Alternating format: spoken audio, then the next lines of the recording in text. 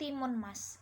Mbak Sirni adalah seorang janda yang menginginkan seorang anak supaya dapat membantunya bekerja. Suatu hari, ia didatangi raksasa yang akan memberinya anak. Syaratnya saat anak tersebut berumur 17 tahun, harus diserahkan kembali padanya untuk disantap. Mbak Sirni setuju. Raksasa memberi biji timun agar ditanam dan dirawat. Setelah 2 minggu, salah satu dari timun yang ditanam tersebut berbuah paling besar dan berkilau keemasan.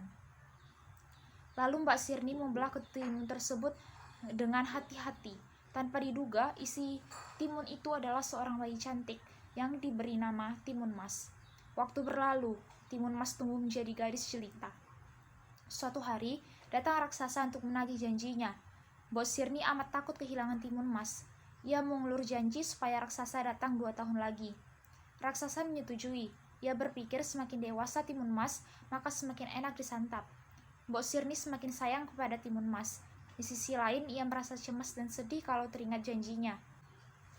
Suatu malam, Mbak Sirni bermimpi. Dalam mimpinya, disebutkan bahwa agar anaknya selamat, maka ia harus menemui petapa di Gunung Gundul. Tanpa berpikir panjang, paginya Mbok Sirni langsung pergi ke Gunung Gundul bertemu dengan petapa yang memberinya 4 buah bungkusan kecil, yaitu biji mentimun, jarum, garam, dan terasi sebagai penangkal. Sesampainya di rumah, Mbok Sirni memberikan keempat bungkusan dari petapa tadi kepada Timun Mas dan memintanya berdoa. Paginya, raksasa datang lagi untuk menagih janji. Timun Mas diminta keluar melalui pintu belakang oleh Mbok Sirni. Raksasa melihat Timun Mas keluar dari pintu belakang. Ia mengejarnya.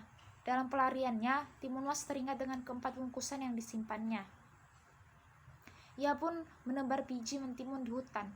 Ajaib, biji mentimun menjadi ladang mentimun yang lebat buahnya. Raksasa memakan buah mentimun yang menambah tenaganya.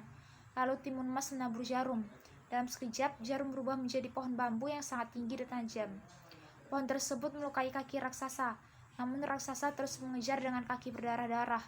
Melihat raksasa masih mengejarnya, Timun Mas membuka bungkusan garam dan menaburkannya. Seketika hutan menjadi lautan luas. Raksasa mampu melewatinya. Terakhir, Timun Mas membuka terasi. Seketika terbentuklah lautan yang mendidih. Raksasa tidak mampu menyelamatkan diri. Ia meninggal dalam lautan lumpur itu. Akhirnya, Timun Mas mengucap syukur dan dia bisa hidup bahagia dengan Mbok Sirni.